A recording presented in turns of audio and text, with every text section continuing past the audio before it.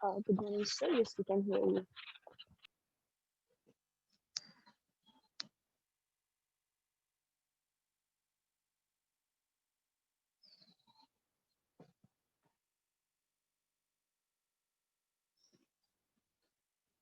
Uh, so now I have there was a few requests that were made.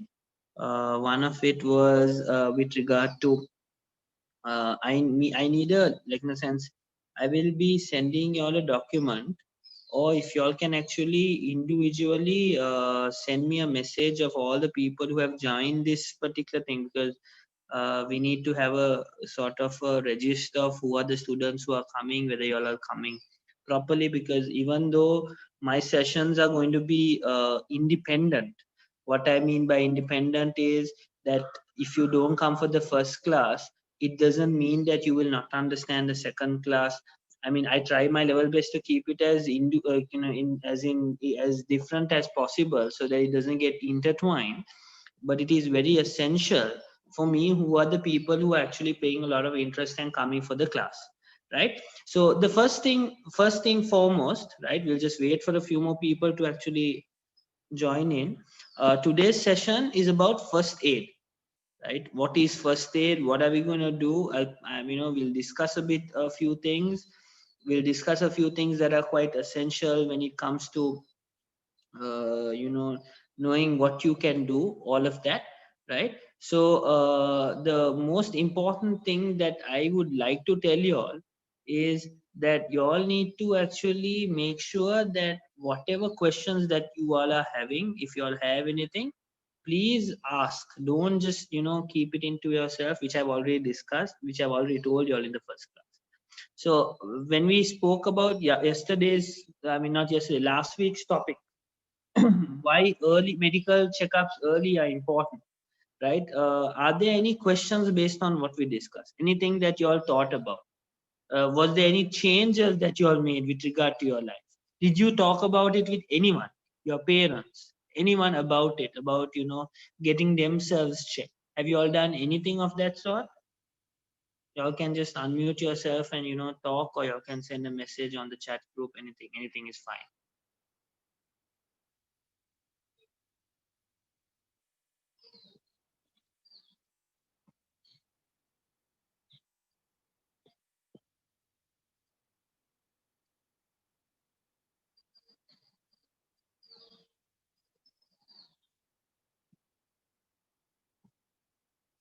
So I'm assuming everyone just came for the class and then forgot about it. Is that what happened?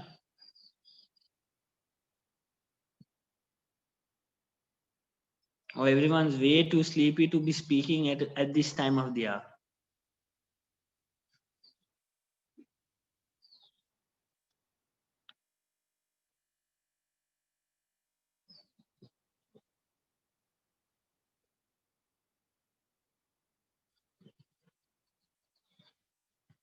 Okay.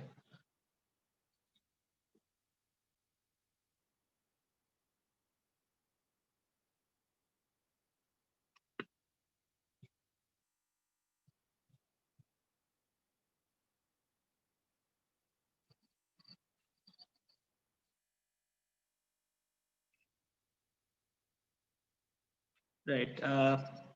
Okay. So some people have sent me messages where I spoke about it to my parents.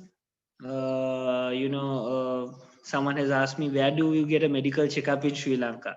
Okay, a very good question. Does anyone know where? Does anyone know where we can get a medical checkup in Sri Lanka? I mean, it depends, right? You can go to every person might be having a family doctor, so they can go to their family doctor and actually speak to him, and then he will arrange the test, right? So you can go to any hospital or any clinic which does all those things, right? So usually in the government sector it works in a different way. In the government sector, what happens is you need to go to a doctor, and that doctor has to has to write to the hospital saying, please arrange. For example, let's just say that I get a patient who comes to some private practice, or somewhere, he comes to my hospital, he gets admitted, right? He gets admitted because he has an accident. Okay, let's just say he has a motorbike accident, and he gets admitted because he has some wounds in his hands. and because it is a judicial case where you need the police to get involved because it's an accident, right? He gets admitted, and when routinely when I'm checking his blood pressure is high.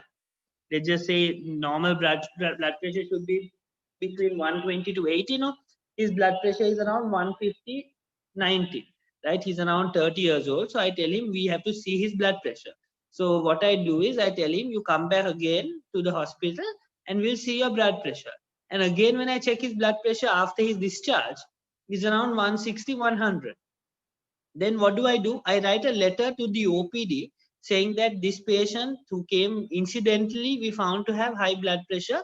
Please arrange a medical clinic for this patient, right? After that is arranged, right? What happens is the medical clinic, he goes to medical clinic and then he will be told like to do a few more tests, and then according to that they will start his treatment, right? So that's how the government system works. But in the private sector, you just channel a good, now for example, it depends on what the particular uh, illness is.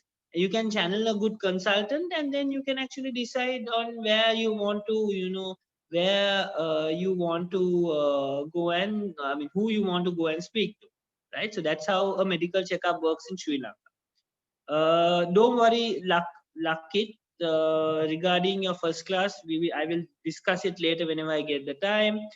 Right. So a few more people who have sent me messages. Yes, doctor. I've told my parents about the disease. There's another person said yes, I spoke about it. Another person said yes, my dad is a doctor and he was also telling the same thing. Right. So it was very nice that you guys are interacting. It's very important that there has to be an interaction. Otherwise, this particular class is going to be useless. And especially today's class is going to be sometimes, I don't think I can finish it in one day, but we shall actually be, making sure that, you all discuss about it. And though for those who have not joined last week's class, don't worry. Now, today's class also, for those who don't get to come, this class is getting recorded, right? And if you speak to your counselors, that is either Mandy or Sumaya or Mr. Indika, Mr. Amila, whoever, Aisha, whoever is actually responsible for you all can get the recorded lecture. So through them, right? You all can't get it otherwise. I won't be distributing it, but the counselors will be responsible for that. So they will help you in doing that. But I won't be allowing everyone not to come for the class, but just join just whenever they have the time, they can read the lecture. That's not going to be the case. But there has to be a proper reason for you not to actually be present during the class, because it's unfair for the other people to wake up early in the morning to actually be present while it's happening, and for the others to sleep and get up around whatever time and listen to the class. That's not fair, right? But still lectures will be available. Other people who were not there for last week's class, don't worry, I will redo whatever is possible. The ones who are not there, I will redo it in some way so that you all won't miss out on whatever that was discussed, right? So that is that. So today's topic, as I was saying, as we've got enough viewers, uh, today's topic is about first aid, right? So is there anyone who has anything to say about first aid? Do you know what first aid is about? What do you know? If there is anything that you want to share, go ahead and tell me. Until then, I will actually my load the presentation.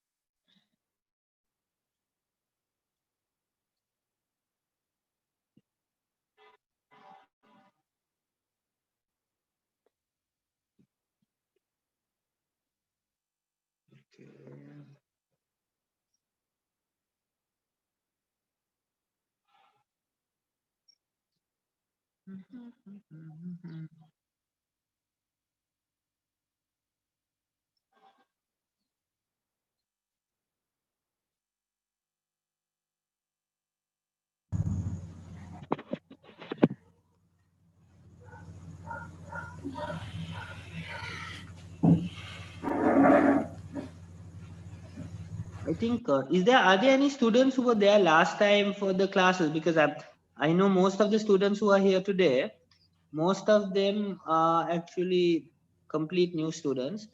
But from what I know, there are a few students who are actually, not mistaken, Abdul Rahman is here, who actually has been there for a long time with me. Yeah. All right. Okay.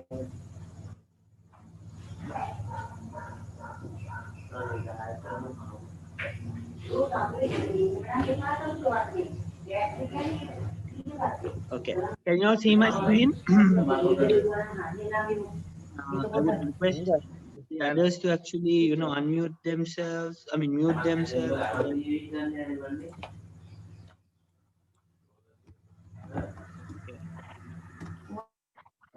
Okay. I have muted everyone. Right. Right.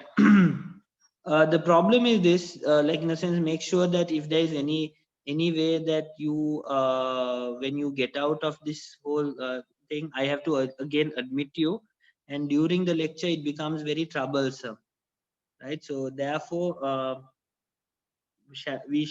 will try my level best to actually see, but I don't get to see that oftenly. Anyway, let's just start with the topic, today's topic, right? And that is first aid. So what is first aid? What are the principles of first aid? Has anyone heard of what first aid is about? Has anyone actually been a part of a first aid program, or been a first aider? This is the problem now. I have to admit people. Okay.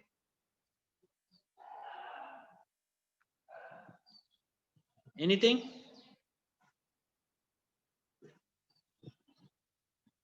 No one. So that means you all have no idea what first aid is. So what do you think? Okay, now whenever teacher asks you a question, what do you think first aid is? Is it, what can be first aid? Come on, I want all of you all to participate. Otherwise, if I'm not participating, I told you there's no point of having this class. Otherwise, what I will have to do is, I will have to actually individually ask you a question.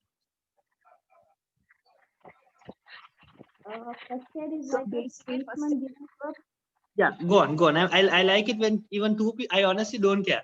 If two people also want to talk, I honestly don't mind even if they speak at the same time, because that is better than no one talking. Okay, so let's just say one person take a chance. I want both of you all.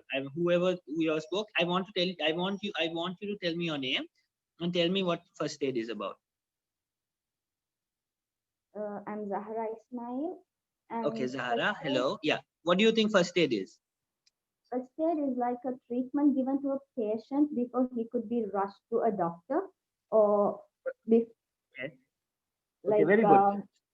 something that can be done at home even before he could be taken to Very another. good. Okay, very good, Zahara. So Zahara says that treatment given to a patient before he's taken to a doctor. Very good, right? And something that first aid is something that can be even done at home. Now Zahara has spoken about, has, even though her answer seems very primitive, she has actually essentially spoken about the most important essentials of first aid. One thing, that first aid can happen anywhere. You don't have to be in a hospital. You can be in the bathroom. You can be in a house. You can be in an unknown area. It can happen anywhere. Very good, Zara. Right. And the second thing is, it is the initial treatment. Right. What was the other person who was trying to say? What do you want to say? Tell me your name and say. So I'm Gayatri. Darshi. Hello, And Darshi. Go on. first aid is basically, I'm Gayatri. Gayatri. Okay, Gayatri. Go on. Okay. So first aid is basically anything, any kind of assistance that we can give someone before when we are facing some kind of medical emergency. Before Okay. Very professional good. can help them out. Okay, so now you So that's use the word basically medical emergency, right? So what does it now? Zahara was actually essentially speaking about the initial treatment that needed to be done, right? But one word that Zahara missed, which you actually brought in with another word, was medical emergency. So if it is an emergency, it needs to be what? It needs to be done It has to be done urgently, right? So first aid needs to be as urgent as possible. There's no point. Now this is very important. I hope you all grasp this. There's no point it being a medical emergency, a person waits for around 5 hours and then you give first aid, right? It has to be immediate. It has to be urgent, right? So that those are the important aspects, right? As a whenever you think about it, first aid has not necessarily has to be given by a doctor. It can be any particular individual who knows a little bit of first aid can give the first aid, right? That is one. It has to be given urgently or immediately as soon as it happens, right? uh, it it can have some of the things can be primitive methods, but those methods, if it is life saving, it is absolutely essential, right?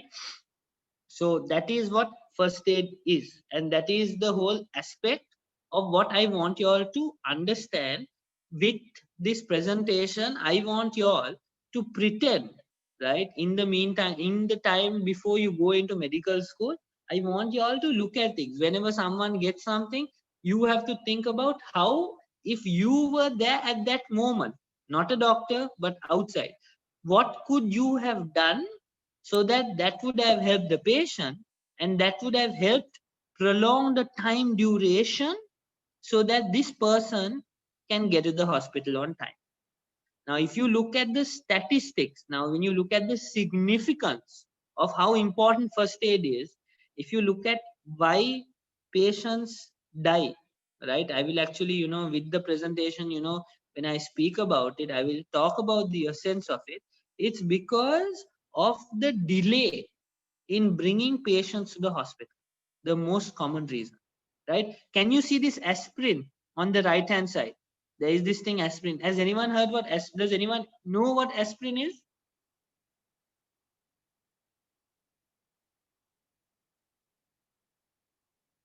Have you all, do you all know anyone who uses aspirin? Yes, as a pain relief. As a pain relief. Very good. What's your good name? Gayatri. Okay, Gayatri. Gayatri, anywhere else? I mean, does anyone have any parents or grandfathers who have had heart diseases? No one? So aspirin, now aspirin is basically a drug that is good, very good. It's a painkiller, but most essentially, it is being used as an antiplatelet, right? So it helps to reduce clot formation in the blood vessels, right? So it is an antiplatelet. Now you all know what platelets are now, right? Platelet.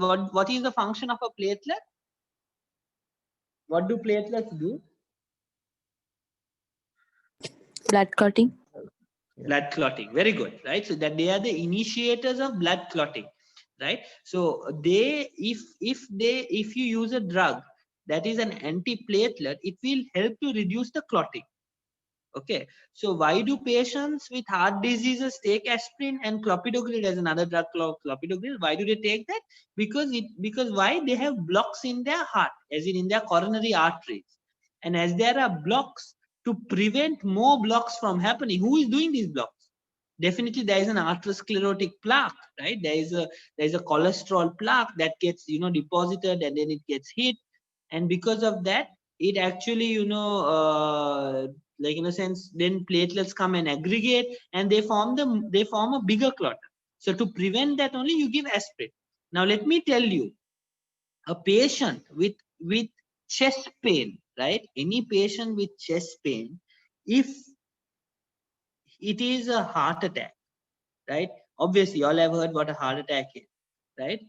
If there is a person who gives him 300 milligrams of aspirin with a few more drugs, you can prolong his life for an hour. So what happens is, this is the general term, you give the drug and then you bring him quickly to the hospital, because patients sometimes come to the hospital so bad that you can't do anything about it. They come with a heart attack, but they come after 4 hours or 3 hours because they have not taken it for seriously. But if you take the aspirin, right, and you come, still we have a lot of things that we can do to save the patient. right? So that is just giving simple aspirin itself is a first aid for this patient who is having a chest pain, which probably you think is a heart attack, right? So that's how important, right? That's how important first aid is. And let's talk about the significance and all of whatnot, right? Any questions so far? Look, I am actually keeping tabs of the people who are actually participating. So far, I have got two students who are speaking, that is Zahara and Gayatri. So I request everyone to contribute, because if you contribute, you will itself learn, right? So it's very essential that you contribute and you like in a sense say what you feel, or whatever, right? So let's when you talk about first aid, so I'm moving on, right? When you talk about first aid, there are 3 P's of a first aid, right? 3 P's of a first aid, like the way in uh, when you look at whenever you look at something, whenever you're discussing something quite essential, you need to actually understand the importance of it and what is the mandate of a first aider. What is a first aider supposed to do? This is the mandate of a first aid. Very simple, but very, very relevant. Preserve life. First piece, preserve life. That means you try your level best to preserve his life, to make sure he is alive. That is one. Second piece, prevent worsening. That means before it gets worse, you prevent it, right? So by bringing him early, if he's bleeding, to make sure that he's not bleeding too Excuse much. me, sir. Yes, go on. Like, I'm not able to hear you properly, sir. Everyone else is also having the same problem? No, doctor. No, sir. Okay. Can you Okay, I'll what, leave and yes, I'll leave and yes, exactly. Yeah, okay, sir. exactly. Go ahead, I'll wait for you.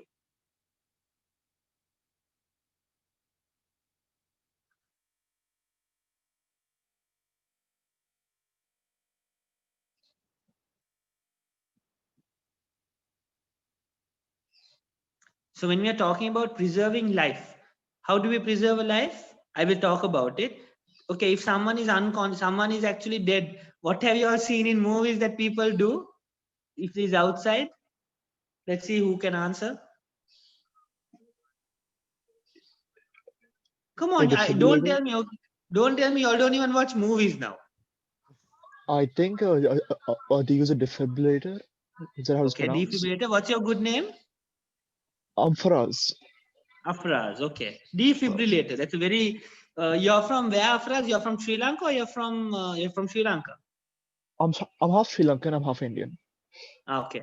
Okay. Afraz, have you seen a Hmm. defibrillator lying anywhere in Sri Lankan streets? Oh no, I haven't. You haven't. Have you been to any other country? Have you traveled anywhere? Oh yeah, I've been in Dubai. Dubai. Okay. In Dubai, have you ever noticed there might be next to bus stops, there might be a defibrillator lying? I'm sure in Dubai they have it. So you're absolutely right. A defibrillator is quite essential. But some places like like India, like Sri Lanka, we do not have the resources to actually have defibrillators plugged everywhere, right? Mm-hmm.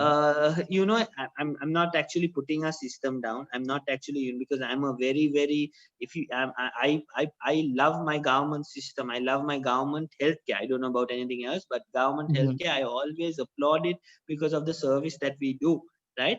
But now we do not have. There are 2 types of defibrillators. Now what is a defibrillator? It basically jump starts the heart. If anyone understands car language or car lingo, you jump start a car. Have you heard of it? Where if a car is not starting, you actually kind of give it a kick, right? Same way, when a heart is actually not working, you can't even say not working. When it's actually not working properly, you can actually shock him. You can shock the patient. You must have seen in movies where they shock, they use these 2 pedals and they leave it, and then and as soon as they put it, the guy jumps up. I'm sure you have seen it. So that is what Afraz was talking about, defibrillator. But Afraz, what if we do not have a defibrillator at home? Is there anything else that you can do? Or anyone else who wants to answer? I don't want to put Afraz always on the spotlight. Anyone else has CPR. anything? Very good, very good. What's your good name? Who said CPR? Yadusha. Danushi. What, Janisha or Danushi? Yadusha. Yadusha. Okay, CPR. What does CPR stand for, Yadusha? Cardiopulmonary respiration. Not respiration, it is resuscitation. Oh, sorry. Okay, Yeah. cardio, it's resuscitation. Sorry. Cardiopulmonary. No, it's okay. Absolutely okay. It's very good to make mistakes. Believe me, right? I'll tell you another thing. I'll tell you a story because it's very important, right? This is what this class is about. You all need to be yourself, say whatever you have, make mistakes. With mistakes, you will learn. You need to understand it is absolutely essential to make mistakes. Now, I remember when we were learning about CPR, I mistook it to PCR. So you know what PCR is? Has anyone heard what PCR is? Like I'm sure you all have. polymerase. Yeah, The PCR polymerase is the chain test that you reaction. do for coronavirus as well. It's a polymerase chain reaction where you try to identify which particular virus it is, and that is the test. So it's called polymerase chain reaction. So whenever in the class, when this was during medical school. Now you all are not even in medical school. There was a time where I used to say, we have to do PCR on this patient. A patient has died, right? You need to, when the lecturer was asking me, we have to do PCR. I was in front of the whole lecture hall and everyone's like, what the hell is this guy talking? What is PCR? But in my head, I was referring to CPR. You understand? So it's absolutely okay in making mistakes. All of you all understand that you will make mistakes. That being said, when you all be doctors, right, you all will kill patients, right? That's going to happen. You all will make mistakes and that might cost a life of a patient. It has happened to me, but I have learned from that, right? Because sometimes due to medical error in judgment, right, we do make mistakes. Doctors do make mistakes, but the most important thing is to learn from those mistakes. Just like this, now you said cardiopulmonary respiration. Next time, remember, it's not respiration, it is resuscitation. So what is cardio?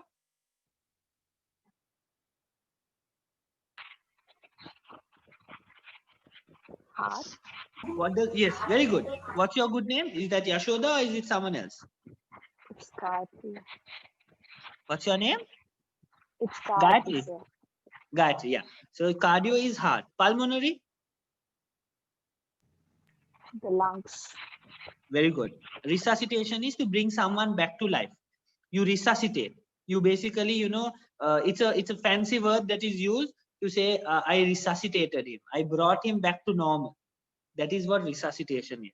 Respiration, on the other hand, is breathing, right? Your respiration, not even breathing, but in a very cellular level, it's about producing ATP. Anyway, okay, so that's very good. So preserving life can be done using a defibrillator or be done by doing cardiopulmonary resuscitation, that is, cardiac massage, right? Cardiac massage, where you place two hands, right, onto the chest, left side of the chest, and you massage the heart, right? We'll talk about that later, right? And then prevent worsening. I gave you an example. If someone is bleeding, right, you try to prevent him bleeding more. So you might put a tourniquet, or you might actually press on it so that the bleeding will arrest. And the third P is promote recovery. You make sure that he will recover as soon as possible. You will promote it. You will enhance it, right? You will catalyze it, right? So these are the 3 P's of a first aider, which is quite essential that everyone should know. So that's preserve life, prevent worsening, and promote recovery, right? Let's move on. Okay. Now this is where I speak to you about the significance of what we do, right? So this is from a survey that I took from the Wall Street Journal. This is, I think, quite old, right? So because I think it was in 2012 journal, but because this journal emphasizes on what I speak about, right? So they say that over 6 months between October 2001 and June 2011, right? A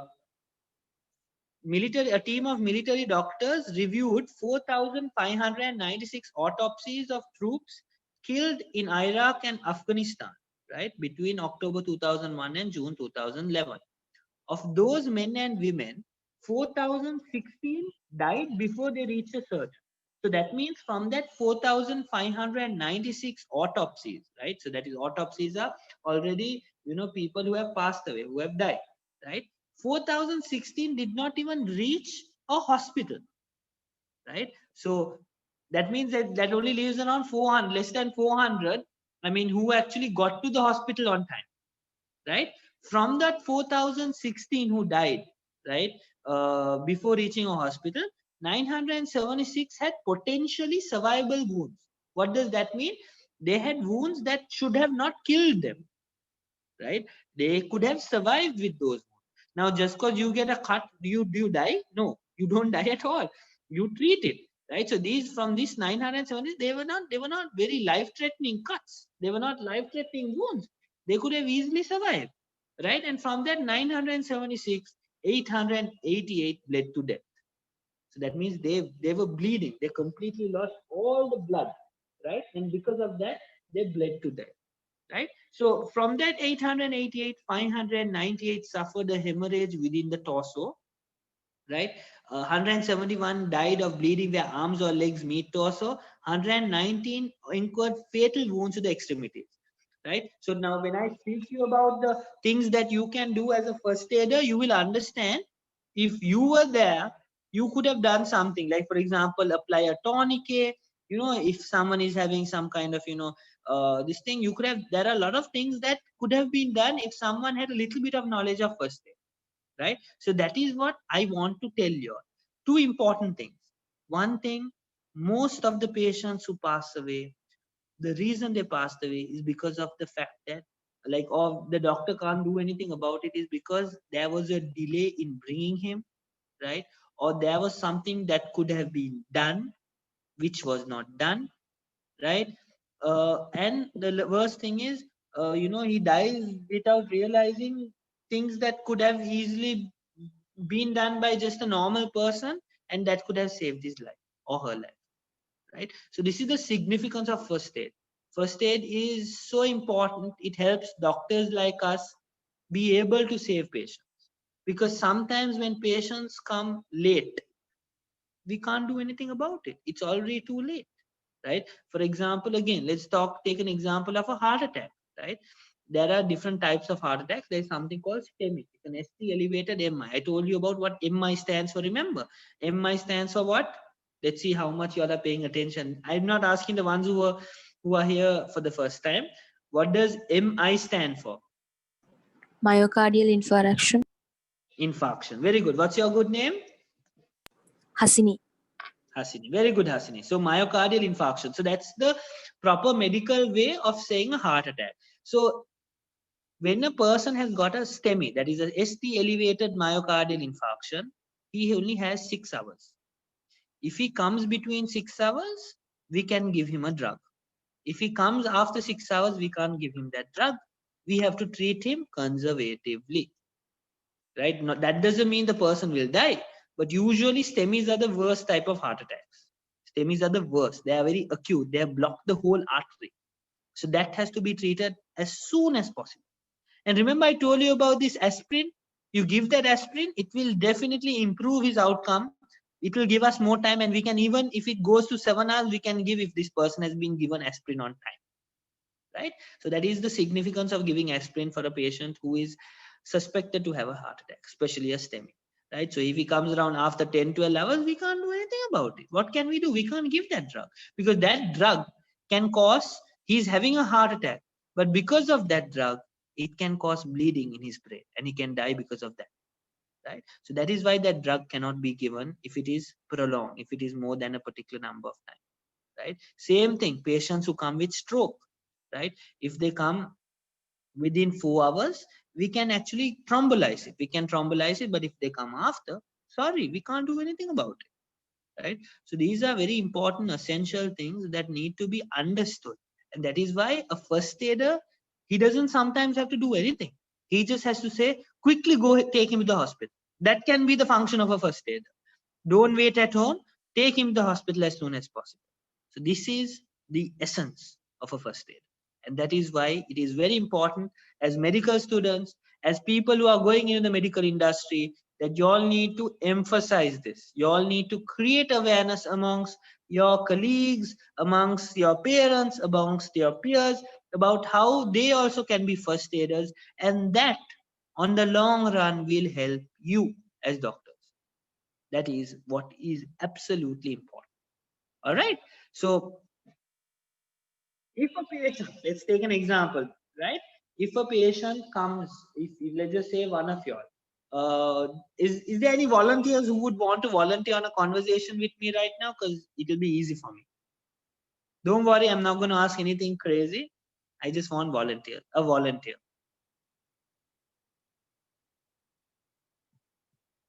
Everyone's way too scared. Yes, sir, I will come. Okay, very good, very good. I was actually going to say that whoever it is, the first time we meet for a practical class, I'll give you a chocolate.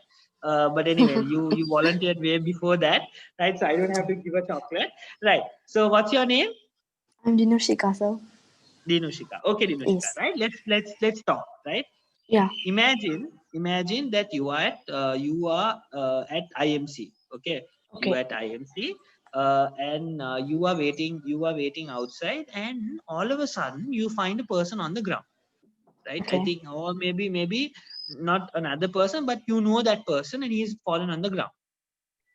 Okay, sir. What are you going to do?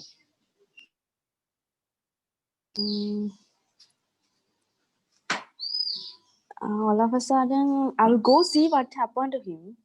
Okay, you will go see what happened to him. Okay, and then Yes. when you go to him, he's not Okay. talking. Now let's just say his name is Afraz, right? Afraz is not Afraz. We'll put some other name. I don't want actually to do jinx it because some people are. Let's just say his name is John, right? John is your friend.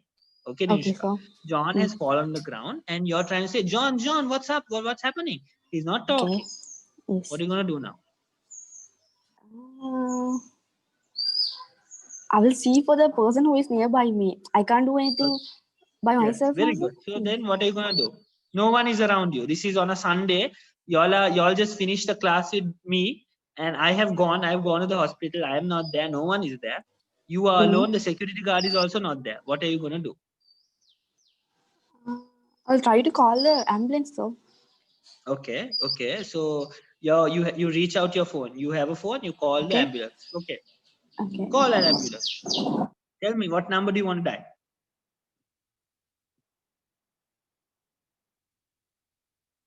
199. 199. Okay. Let's try. I'm calling 199. Okay. Is that correct, sir? I don't know. This is what I'm telling you. 199. I'm calling. Let's see. I'm actually honestly calling. Okay. Yeah. Invalid number. John is still on the ground. Already 2 minutes. Now John has started making weird noises. What are you gonna do? Okay, I'll try to take him to the hospital. How are you going to try to take him to the hospital? No. Okay, now you're trying to go into Three-wheel, yeah, so by three-wheel.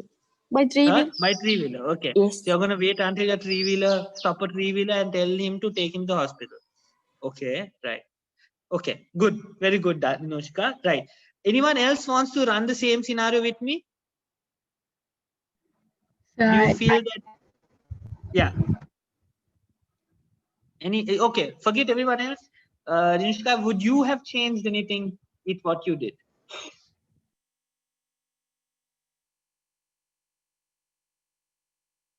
Anyone else wants to actually say that, okay, I would have not done what Dinushika did. I wouldn't have done this. I would have done this.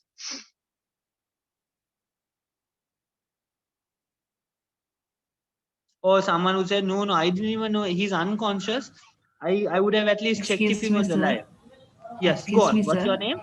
Yeah, I'm Hansini, and I have heard some position called recovery position. Very good. Very, very good. Okay. Actually, I have done some first aid. It's called as St. John's Kitty Cadet. Very good. And I have learned there the recovery position. So I'll just try that recovery position for that patient, and I phone 1990. And very good. Right. Very good. Very good. Very good. Stop. You can continue. Hold on, but I want to stop. Yeah. So she said she's going to now recovery position. I will talk to you all about what recovery position is, especially when someone is having a fit, right? I will talk about it, why we put him. This is the, I will teach you all about the anatomy and all. I will teach you with examples, right? Why you have to turn him on the left side, not on the right side. Do you know now? Let's see Hans, whether Hansini knows. Hansini, now what is the recovery position? Actually, sir, the hand supports to the head and the knee stops body from rolling into stomach, just like that. Yeah, but it has to be turned on which side, right or left side? It's left side, I think. Left side. Why left side? Actually, I have no idea about that. Exactly. Now this is where you need to now a simple first aider will say just turn in the left side. But because y'all are not simple first aider, y'all are going to be learning first aid because y'all are going to be one day doctors. Y'all should know why. Always question like why left? Why I can put him in the right? You know, anyone can ask no. Why not right side? I can say no. You, as you said, I will make sure that he doesn't roll over. His hands should be on his head. His legs should actually meet his abdomen so that he doesn't roll over. But it can be on the right side. Why not right? Why not right? It should be right. No? Every time right is right. No, why should we put him the left? So these are things that you'll have to question, and I will tell you. I will tell you all why left, why not right. What is the reason? Right, which when we discuss a particular case, I will tell you, especially when we discuss about fits, right, I will tell you all why left, not right. That's very good. So she's going to put the person in recovery position. That's good. And then she's going to call for help. So even Dinushika also did the same thing, but the number she dialed was wrong. So the number, what is the number, Hansini? 1990. 1990, right? So now, right now, I mean, I was when I started doing these programs where I started educating people about first aid. At that time, no one even knew what 1990 was, right? But now everyone knows about it, and it is absolutely essential that everyone should. You know why? Now at this moment, Dinushika, I hope you're listening. At this moment, this was just, you know, just a random person. You don't even know John. It was just a scenario. But just imagine if it happened to you then and there. There is a level of panic. If it's someone, for example, now if I say if it was someone, some loved one, if it's someone who you know, if it's some either your parent or a very good friend of yours or your boyfriend or your girlfriend, you know, so what would have happened? You would have started to panic, and that panic would have not done any good. You understand? So that at that panic time, you will not even be able to dial the number properly, right? And what happens is people don't know, so they waste time. Now you could have easily Googled. Now a very smart thing you could have done was Google the number that you are supposed to call, or you know, find out the number. A lot of people like, I'll call an ambulance. What's the number? What is the number? Who will I call? I don't know. Are you going to type ambulance? And I mean, yeah, there are different private hospitals, but 1990 is a service that is being done in Sri Lanka, which is completely free of charge. I hope everyone listens to this. It's free of charge. They actually are placed at the nearest police station to where you are located. So if, for example, you call 1990, you tell them that this thing has happened, and the first thing they'll ask you is, where are you located and which is the closest police station? And they will make the call to the dispatch to that particular police station 1990, and it takes less than 10 to 15 minutes for that ambulance to come. As soon as you have called for help, you know that the ambulance with a staff who knows what to do will come for the patient. Until that time, you can do whatever you think you know for that patient. So John was actually, you know, on the ground. She put him in the recovery position. That's okay. You call for help, which should have been the first thing. Calling for help, right? That should have been done first, and then you could have actually at that time, if you knew how to check the pulse, if he was breathing, if he was talking, you know, you could have checked all of that in the process of the ambulance coming near you, right? Now, a thing that is different to what I have been discussing before is with, you need to make sure that you are safe. So when you go towards John, you need to make sure you are safe. So let's just say he's on the other side of the road. You don't just run to that road. You make sure you follow this thing, because you don't need to be another victim. So you need to go as safe as possible, and then take him and make sure he's also safe, you are also safe. Another thing with this current situation, make sure he's with a mask and you also with a mask. You understand? So these are important things that you all have to understand, right? Just because he's on the ground, that doesn't mean that you forget your safety. You need to make sure that you are safe and then go help someone else. Just like when you all go in the planes, I mean aeroplanes, or the flights, they tell you to put your oxygen mask first and then put other people's oxygen masks. There's no point in you going and being a hero and saving others when you're going to die. You understand? So make sure that you save yourself so that you can save more people, right? Same way in this whole aspect of providing first aid, you need to make sure that you are safe and then you are giving safety for the other. Are there any questions? Right, so calling 1990 is the first thing that you need to actually do, right? So let's talk about the survival kits. This is the sort of things that you need to do when there is a patient who is critical or in a form of an emergency, right? So how you will make sure that the patient will survive, and there is a chain, right? So the first thing is early access. You quickly call for help. That is what I was actually emphasizing, where when John was on the ground and he was unconscious, you need to actually call for help as soon as possible. Because like you take 5-10 minutes seeing what exactly is wrong and all of that, what is going to happen? You're delaying that 10 minutes because you could have done that after making the phone call. You make the phone call and then see if he's okay, right? Because there's no harm, because he's on the ground, he's not talking. You can say, John, what's up? He's not talking, he's unconscious. What are you going to do? Give him, I have a chocolate bar, I will give him chocolate, maybe he has not eaten. Don't do all of those things. Always call for help. You don't know what exactly is the problem, right? So I have a question. Yes, go on. That is what I want. I want you all to have questions. Go on. In this case, let's say John was unconscious right now in the current situation of COVID, and you realize that he doesn't have a pulse, so you have to perform CPR. With the Very current good. situation, you don't know if he has corona or not, so how would you handle that situation? So basically what I will do is I will not give him mouth-to-mouth ventilation, and I will just give cardiac massage. Without the 2 rescue breaths, is it? Yeah, exactly. So that is mouth-to-mouth ventilation, because we don't have anything else now. Mhm. So again, depends.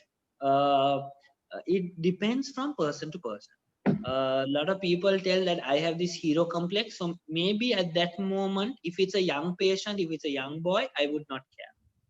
If it's a young boy, if it's very young, if he's less than 30 years old and he's without a pulse, I will still give the rescue breaths, right? That is my judgment. I don't expect everyone to follow it, but that's me. So I don't, that means which is wrong, which is exactly the opposite of what I told you about being, safety. But for me, as an experienced person in the industry, I feel that a death less than 30 years is not acceptable. So therefore, I will do my level best in giving. I will give the rescue breaths, right? Thank you. Taking the risk. But if it's someone elderly, in her 70s, 80s, I won't, because there is no point for me for lives, right? Taking that risk. Just to save one individual, I am risking myself. That's not this thing, because that way I can save so many more people. Why am I wasting it on this person? So that's my logical thinking pattern, right? Some people will not even consider. If it's a 30-year-old, they'll definitely think, he's got COVID and maybe he's fallen because of that. But I'd still do it, because I would rather take that risk and make sure that he survives, because a death less than 30 is not acceptable in my eyes, right? So I will go ahead and do it. But then yes, if he's elderly, I'll make sure that he's having a mask, right? And I'll make sure that there's a mask there, or I'll usually wherever I go, I carry extra mask with me. So I'll put him a mask and I'll start my CPR. Before CPR, I'll call 1990 and tell them to come. I'll carry out CPR, because that's the most important thing. The heart has to circulate. The heart has stopped. The heart has to circulate, and I will do that. Until then, I will try to see what exactly is the reason. While doing CPR, I'll try to see if there is any other. Has he fallen on the ground? Is he bleeding from somewhere? If there's anyone else around him, I will ask what exactly happened. So if they can relate to me, if there is any hints to see what exactly is the cause for his heart attack or for his death. I mean, for him being for his heart to have arrested, right? I will try to find a cause. And then when the people, I mean, when 1990 people come, I will quickly tell them to get a spinal board, put him on a spinal board and get the 1990 guy to continue CPR. And I will put a cannula and give him one shot of IV adrenaline, put him on a cardiac monitor and take him as soon as possible to the hospital. While taking him to the hospital, I will check for his sugar, right? Because sometimes these people can actually die if he's a diabetic. I have no idea if they've not got a history. Sometimes they have low sugar and that is why they arrest, right? So by giving him the sugar, by treating his sugar, I might be able to recover, I might be able to get him back. So there are a lot of these things. Then I might see if it's a ventricular tachycardia, right? That is a different type of rhythm. Then I will, because in 1990 they have defibrillators, I'll defibrillate him while taking him to the hospital. So I will try my level best to preserve his life and prevent him from getting worse, right? Which would be a function. Even though I'm a doctor, as a first aider, I would still do all of those things, right? So I just gave you a overview of what I would do. Now when I was talking to you right now, when I was answering this, I was thinking of myself being there. That's what you need to do. Like all of y'all, when y'all answer, y'all be like, I'll do this, I'll do that. No, imagine you being there at that moment, right? Imagine whenever I was answering, that is why when I got a little carried away by what I will do in the ambulance and all. But it was because I was thinking on my feet. I was thinking if I was there, I would do this. I would get someone else to call. So that's how important it is. That's absolutely how important it is. In medicine, you need to visualize things. You need to visualize in such a way where you will be able to then later on recognize things immediately and have solutions to problems immediately. Any other questions? I hope I answered your question.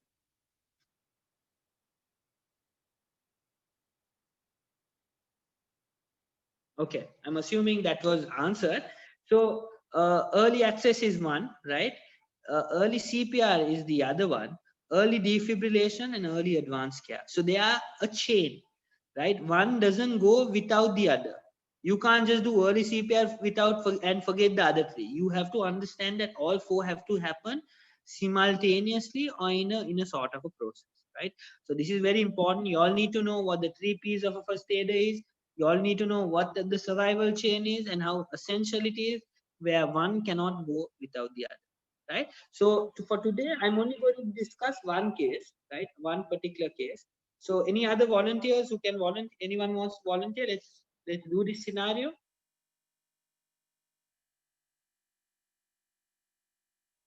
Or are you waiting for me to offer a chocolate?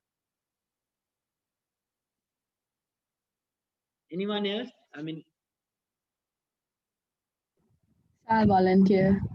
okay, very good. What's your name? Yadusha. Yadusha. Okay, Yadusha. Right. Now, Yadusha, you have experience as well, no? No, that was Hansini, right? Right. So let's just say that Yadusha, you have any good friends that you know? Yeah. Any random friends name. The reason I want you to make it personal is because then you start thinking, right? You start imagining yourself being there. That is the reason I'm getting a little personal with you, because it makes you realize, okay, right, she's there with me. So tell me a friend of yours who you would want to be there with you. From here, I know Shazna well, so Shazna. Okay, so you and Shazna are going in the highway, right? You are going in the highway, and while going in the highway, you all realize on the other side, this is like maybe you all are coming from Galle, right, to Colombo, and you're driving, Yadusha, and Shazna notices on the other side there is a toppled car, and there is a man outside who's on the ground. Okay. What are you going to do? First, we probably go and check if he's breathing or responding. Okay, hold on. So you're in the car. So what are you going to do? You're going to stop the car. Okay. We'll probably right. drive close to it and stop there. But And you forgot. This is exactly where I was telling you. You're not thinking on your feet. Is there any way in a highway you can go on the other side with your car? no. You Uh, understand? This is where I yeah. want all of y'all to start actually logically thinking about it. Now, how are you going to go The get to the other side? ambulance. First call the Yeah. ambulance So while now you're in what? the car. Now there is nothing that you can do. Can you get down the highway No. and walk on the other side? There is cars coming at such a high speed. Okay, you're just going to kill your own self. You understand? So what can you do? What's the best thing that you can do, Yadusha? Call the ambulance from our car, from when we're driving. Shazna Exactly. can. Just Yeah. say that this has happened and tell them there is a this thing urgently who is on this side. We can't actually get there, but please send an ambulance as soon as possible. You have done your part. That is absolutely enough. You have done your part as a first aider. That is all that was required. Okay, so that the reason I gave that is I want y'all to make sure that y'all think, y'all are just answering. I'll do this, I'll do that. No, imagine yourself being there, and that will help you all to logically do it. Like for example, let's just say again, right? A patient now imagine that this was in a normal road, and you were walking. What are you going to do again? Now tell me. Again, first call the ambulance if you're driving before you park, and then Okay. check the traffic on how it is, and then you cross safely, Very and good, then very good. you check if he's responding, if he's still responding to whatever you're saying, and Okay. So wait, hold on, then hold on, hold on. Hold on. I'll stop you. I'll stop you. He's near the car, and he's also there, right? And he's also a little on the road. What are you gonna do? So you're Just- gonna check for him responding first, or what are you gonna do? no, first move him to a safer spot. Very good. Move him to a safer spot. So take him away from the car because you do not know if the car might burst, right? And you want him to be safe from the incoming traffic, right? And okay, so you're doing that, okay? And then And then, like Hasini said before, I think, put him into recovery position and then check for bleeding, any sort no, of okay, okay. Okay, so injury. now how will you check? What are you going to check first? First his pulse Okay, you're going to check his pulse. Okay, where are you going to check his pulse? on his Any areas wrist, that in his wrist? Okay, yeah. okay. So there is no And then pulse. What are you going to do? before I perform CPR, I need to know if there's any injuries on his back so that I don't apply too much pressure. Check if he's bleeding anywhere. Okay, okay, okay. And Right. then if But he's not, okay, now look at listen. Okay, you should. In medicine, right? In medicine, sometimes all of you listen very carefully. It is very, very essential. Sometimes by doing something, it will put him in a risk. There is definitely a possibility that it will cause this patient to go. Give me a minute. Give me 1 minute.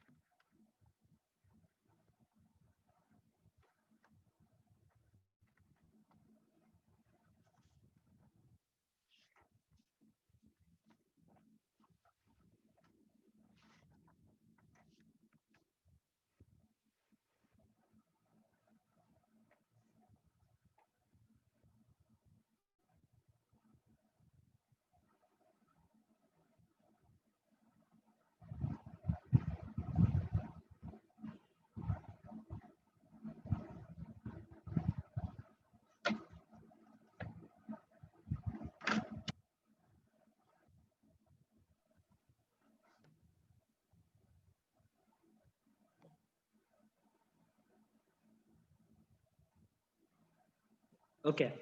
So where were we? You were going to check his pulse in the hand, wrist, right? Okay. No, I was going to tell you all something very important. Okay. Listen to me very carefully. I hope everyone listens to me very carefully, because this is, let's just say, a wise set of words from a person. You all won't realize how important it is right now, but you all will realize it when you all become doctors. Okay. That is how important what I'm saying right now is. Sometimes when a patient is you might feel by doing something, right, I will actually bring him, there are effects to it, like in a sense I'm doing this for his good, but sometimes there might be adverse effects, or effects that I don't want, but sometimes it's possible for them to be there.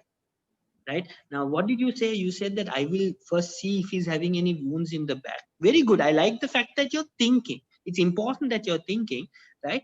But then based on that only I will give CPR, right? Very good that you thought about it, but what's the point of him having a wound at the back when his heart is not working? Because that's the most important thing. It doesn't matter. It doesn't matter he's having any other thing. He needs to have a cardiac muscle because his heart has stopped working. There is no blood that is being pumped to the brain. There is no blood that is going anywhere. Right? So at that moment, you don't go to see the wound. Yes, you all must have heard, about spinal fractures, but what's the point?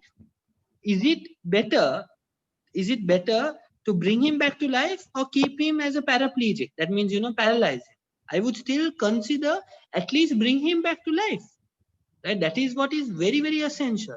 So there always comes a point where you have to make a judgment call. Right? So another thing with CPR, right? Let's just take CPR. When you're doing CPR, you sometimes, when you're doing good CPR, you break the ribs. So are you saying that you're giving more force? No. My consultant says, how do you know if you're giving proper CPR? Is when you crack ribs, when you hear the sound of cracked ribs, right? So sometimes these things happen. You need to figure out what is the mandate, what is the reason, is this the most important thing? Yes, giving him cardiac massage is the most important thing, and you need to forget everything else and just do it. So I hope you understand. Yeah, so I understood, but I have a small question there. Let's say Go there's on. a big glass shard from the car window or something like impaled on his back. Very good. Okay. So in that case, if you perform CPR, there's a chance of it impaling in even more, right? True, very true. But then it depends on where exactly. Now on the back, the beauty about this is the beauty of the human body. Impaling on the back with such force, it has to pierce a set of like in a sense, first it has to pierce through the vertebral column, right? Depending on where exactly. Let's just say it's from the sides, right? If it's on the sides of the thorax, on the left side of the thorax, right? So it has managed to not go towards the vertebral column, but it goes through the back muscles, right? And the back muscles are very thick, right? There are muscles called erector spinae, latissimus dorsi. All those muscles are very thick. For it to go through all of that and come into the chest cavity is very, very, very unlikely. But if it does happen, a person like you, if you see that, okay, I will actually not do it. I mean, if you feel like, no, I'm not going to take that risk, don't do it. But if I was there, what I would do is I will still have to do CPR, right? I will not try to remove it, obviously, but I will do CPR, making sure that at least his heart is beating. So in an instance that is it is a complicated case. Very good that you thought about it. What you need to do is you need to open him up. You need to do something called an open thoracotomy, and you have to do open cardiac massage. What I mean by open cardiac massage is you need to put your hand into the chest cavity and massage the heart, because that you can ensure that it doesn't impale more. You understand? Yeah. That would have been the ideal thing, but because you can't do it outside, right? You still have to make sure, because look, you thinking, okay, it's going to impale more. He's anyway, the time duration that you take him, he's going to die, because he's not going to be. You can sometimes bring him back, but he might become a vegetable, because his brain will be dead, because the neurons in the brain can only withstand for around less than 5 minutes. If they have if less than 5 minutes, they don't get enough oxygen, they die. And you all have obviously learned the nervous system does not regenerate, right? So there's nothing that you can do. You understand? So these are judgment calls that you need to make. And I'm very, very happy that you thought about the scenario as well, which is very good, which is quite essential as a medical student. You need to think about situations, and always, this is another thing I always tell everyone, that in medicine, every time there's a statement, there'll be something like a but. This has been proven to be very useful, but this can also be done. Every statement, you take any particular statement in medicine, there's always these exceptions, and that is given in the form of a but, right? So like this was also what an exemption, where you can't do CPR because or you might actually, if it was directly into the heart, obviously how are you going to do it? If it had pierced the heart, you can't be giving CPR, then that's like you're just directly killing him more, right? But if it's from the back and you think it's not going to affect it too much, then you can. But an inexperienced person not doing CPR because of that, absolutely understandable, right? But a person who knows his or her stuff can visualize the situation and start CPR as immediately as possible. Are there any questions? No, sir, thank you. Okay, great. Anyone else has anything else? Okay, let's finish this scenario, okay? Because I want to finish this scenario so that we can discuss the other scenarios later next week, right? So now, okay, so now you have actually done all those things, right? Now I'm going to not waste a lot of time, and let's just talk about the basics, right? So we have a sort of a algorithm on how we go ahead and basically, see these kind of patients. It starts with DRABC. So D is danger. So make sure that you are safe, right? You actually what for example, like you said, that you will cross the road by seeing it. You make sure that you as well as the patient is safe, and that is danger. R is response, right? So now I asked you a very important question. How will you make sure that how will you see he's alive or not? And you said you will check his pulse. Anyone else have any other answer? Or if you wanted to change your answer, how will you ensure that this patient is alive? See his breathing. Okay, how will you check what's your name? Zahara. Zahara. Okay, he's breathing. How are you going to check his breathing on a Zahara? First by keeping your hand near his nose, if there is Okay. airflow, and Okay. then Right. Anyone else? That's okay. That's understandable. Anything else? We can check his pulse via his hand. Anyone else have any other answers? How you can ensure if he's alive? Or So to without keep checking our his ear near his chest and hear if his heart beats. you can't hear his heartbeat. You can't hear his heartbeat, but yes, you can keep your ear next to his nose and you can see if he's breathing, right? That is what you call look, listen, feel, which I will explain later, right? No, anything else? Now, how do your parents? Okay, this is the Check example I'll whether give you. he responds to any Very sound good. touches. Exactly. Just ask. You just tap him. You just tap him and say, "Are you okay?" Simple, right? You just ask him if he's, "Are you okay? Can you hear me? What happened?" Right? Are you okay? Is there is there anywhere you're having severe pain? If he talks to you, if he opens his eyes, you have to check his pulse. Obviously, no person with a pulse, no person with no pulse will start talking unless he's a zombie or anything, which I still don't believe. But my point is, if he's talking, you don't have to go check his pulse. You don't have to do anything, because obviously if he's talking, he has to have a pulse. If he's talking, definitely he's able to breathe. You understand, right? So that's the first thing. That is response. Now I was going to give you an example where your parents, when you're sleeping, to see if you're alive, do they come and check your pulse and okay, he's alive? No, just talk to you. Puta, get up. As soon as you wake up, okay, he's alive, or he or she is alive. That's the same thing that you need to do with these patients. See if he's responding by just Like as you said, by sounds, by just talking to him, if he's not responding to sound, you can actually, you know, rub his sternum. That's another way where it's a tactile maneuver where, you know, you rub the sternum and that irritates the person. And he will, you know, start making sounds, or he will be like, oh yeah, you know, he'll wake up basically. You know, some people pinch the nose, you know, a lot of things are there, right? So that is what response is all about, right? So let's look, this is the primary assessment, right? Danger, is it safe to approach? If no, stay at safe distance and call emergency service, right? Calling 1990. Response, you get to the patient, is the casualty conscious? That means if he is not responding, then you say the patient is unconscious. Then only you do all these things where you check for his breathing, you check for his pulse, and then only you can say, okay, this patient has arrested, you know. So that is how it is. So D is danger, R is response, A is Yahweh, B is breathing, C is circulation. So Yahweh is the Yahweh free? Is there anything in the mouth that is blocking? I will talk about all those things. Breathing is the patient breathing properly? And C is circulation, right? Are there any questions so far?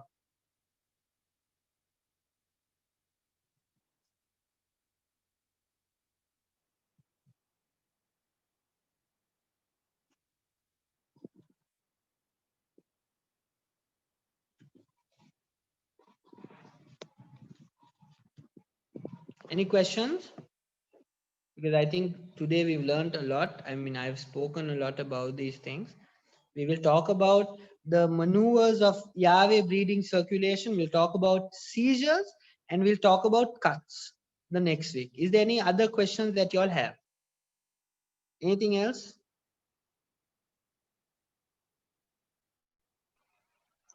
So Doctor, we'll talk about mouth to mouth, what is look, listen, feel. All of these things we will do it next week, right? And we will talk about another scenario, right? And accordingly, we'll actually talk about the things. Yes, go on. yes. So the thing is, like, let's say if this particular patient has any kind of internal, internal bleeding in the cardiothoracic area, Yeah. how that affects CPR? Would it be advisable to go ahead with CPR, or is it even can we even see it visibly? Like you can't actually see it visibly, right? If there's internal bleeding. So basically it's like this, right? So what when there is blood inside the chest cavity, right, or the pleural space, we call it hemothorax.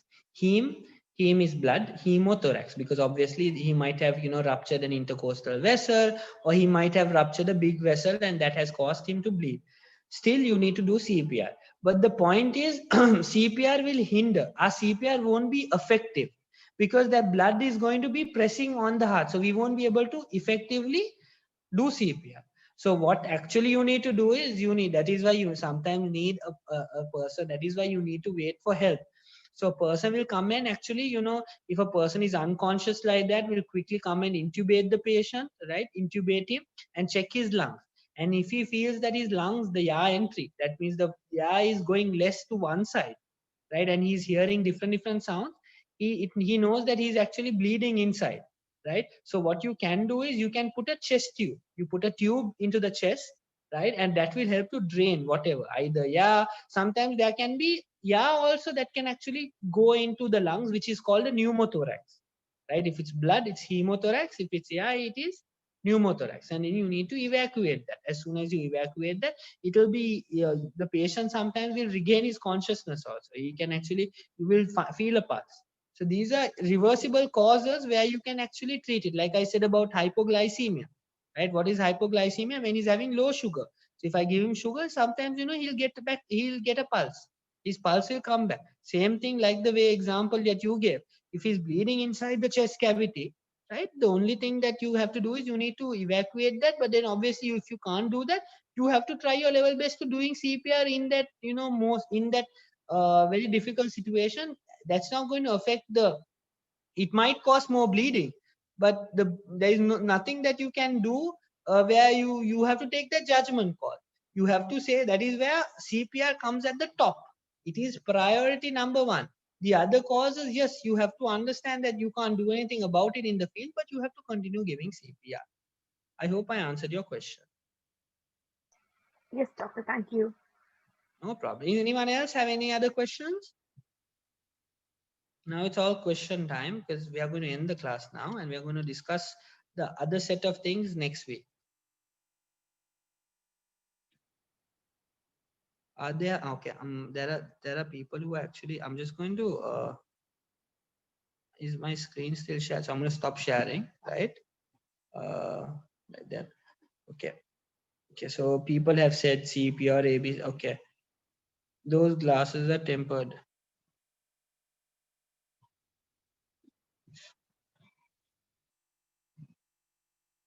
Okay. So all of you have replied for this thing. Okay, so there are some questions. If you all have questions, please feel free. If you all don't want to ask in person, you all can just send me a message, right? So I'm just going to read through these things that there are. One of my relatives got a heart attack, but doctors say that he didn't have cholesterol. How can that be? Okay, good. Right? Heart attack does not necessarily need to be because of cholesterol, right? That being said, a thin person can also have high cholesterol. Just because he's not fat doesn't mean he doesn't have high cholesterol. Okay, so you understand all these things. She's very thin. How can she have cholesterol? No, Varadi, right?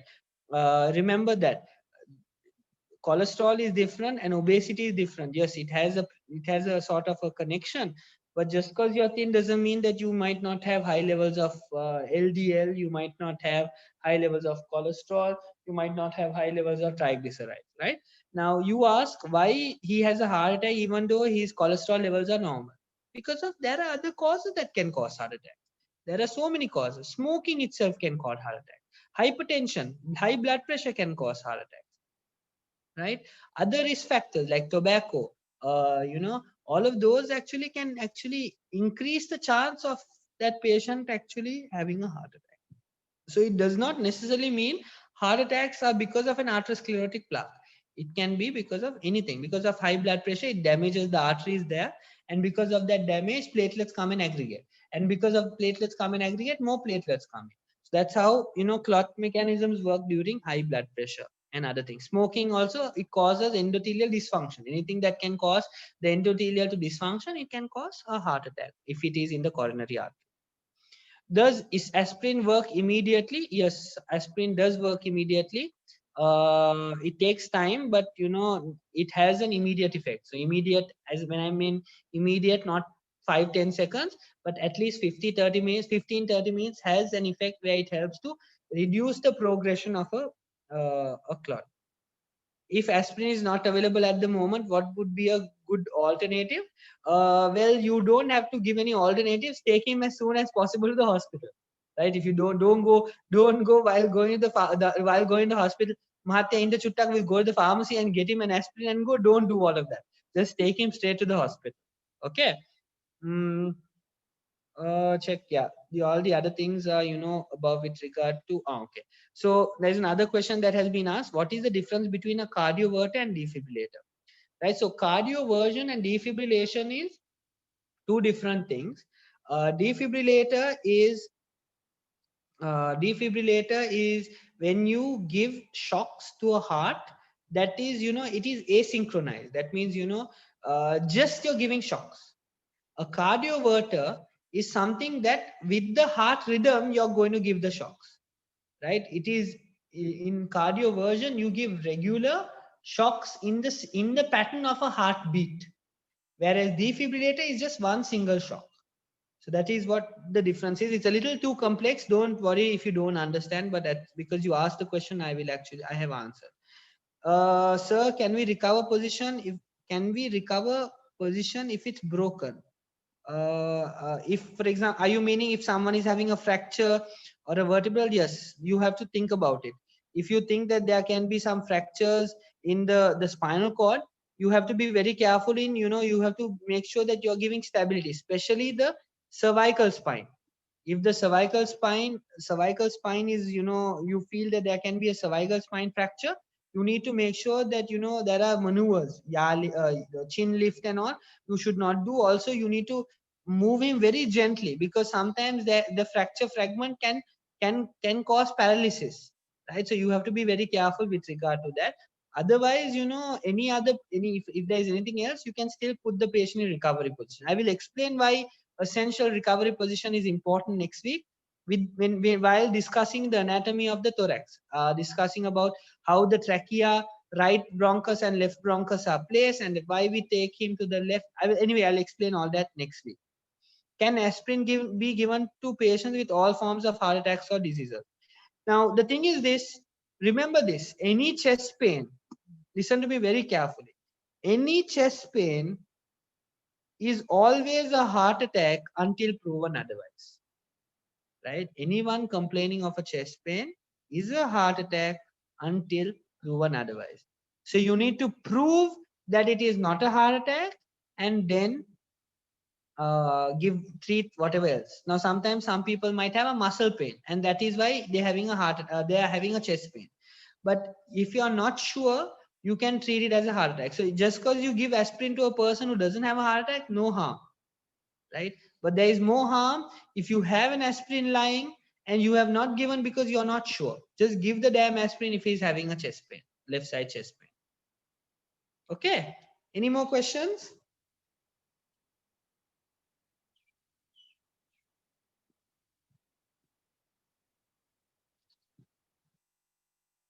I guess there are no more questions. So thank you very much. I hope you all enjoyed this session. We'll continue this session next week, right? Hope to see you guys. Be there sharp same time, 8 a.m. to 9:30 a.m. See you. Take care. Bye. And if you all want to, re-listen to these lectures, you all can speak to your counselors and get the whole video session of what we discussed. Take care. Have a good morning. Okay. See you. Bye.